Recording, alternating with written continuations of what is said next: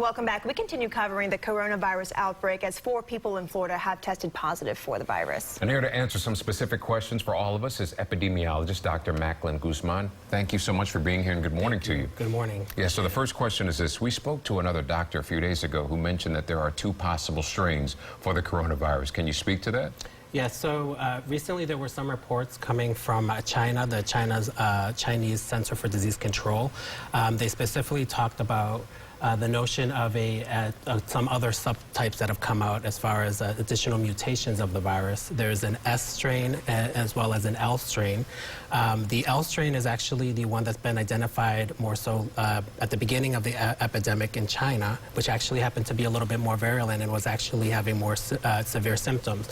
The S subtype was the one that came out of that, that mutated from the L strain, and it's actually not it's not manifesting itself in as much symptoms or as severe symptoms as the L strain, but the reality is that there is now reports of these 2 substrains that are potentially circulating throughout the globe.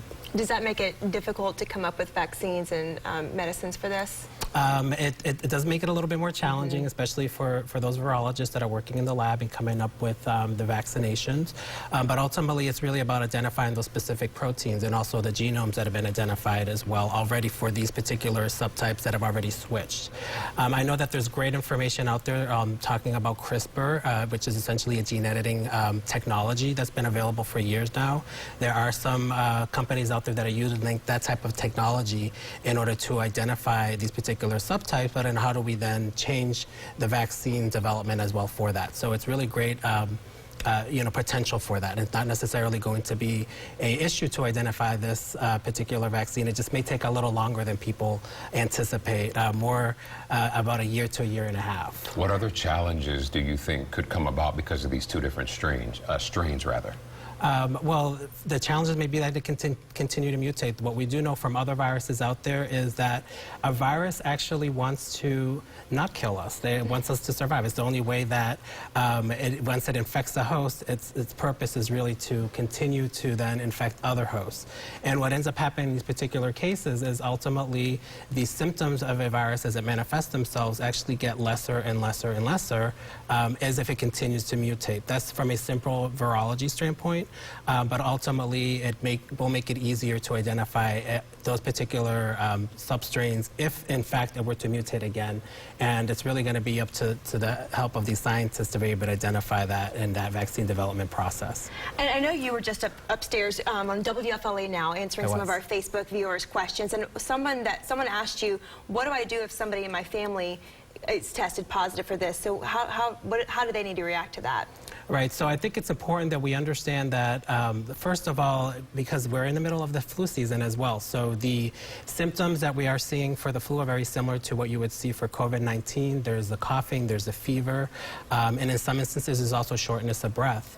It's really important that we also understand that the CDC's come up with their own specific guidelines that actually delineates as to what you should do in a case that you are a caregiver and still living in a household with somebody that comes down with this particular infection. There are tips that they've given folks on their website.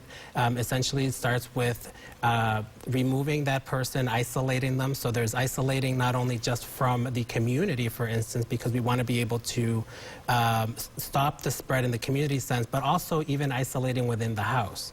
And isolating, that simply means a separate bedroom, if possible, also making sure that that person that is sick is also utilizing a different bathroom as well. As you can imagine, if there can be spread of viral particles throughout different surface areas.